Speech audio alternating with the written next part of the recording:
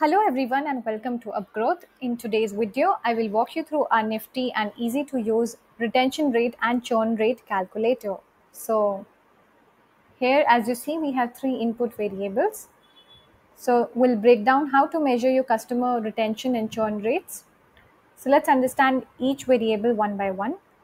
First input variable is number of customers at the start of the period. So total number of customers you had at the beginning of the measurement period. It basically sets the baseline for calculating retention. So let's take up an example. Suppose at the beginning of the month, your business had 1000 customers, simply input 1000. Then you have to input number of customers acquired during the same period, reflecting number of new customers you gained during the specified time frame. So let's say you acquired 200 new customers, and then you have to input the number of customers at the end of the period. So this is total number of customers you have towards the end of the measurement period, which includes your retained customers, churned customers, and newly acquired customers. So let's say by the end of the month you had 1100 customers. Simply input the values, hit calculate. Now this indicates that you successfully retained 90% of your customers while 10% of them churned during the period. So, retaining existing customers is significantly more cost effective than acquiring new ones. In fact, studies show that acquiring a new customer can cost 5 to 25 times more than retaining an existing customer. So, it's important that you keep an eye onto your retention rate.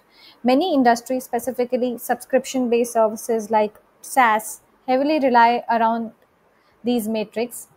For instance, a study found that average churn rate for SaaS company hover around 6 to 7% monthly.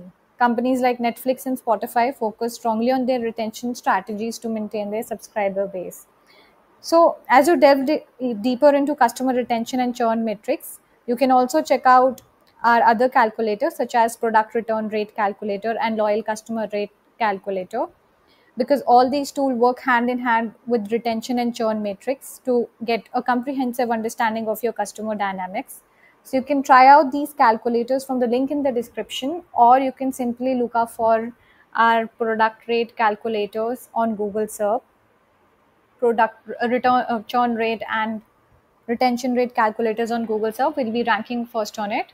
Or accessing upgrowth.in, you can check out resources. Under resources, you can hover to calculator tab and visit multiple calculators related to customer dynamics.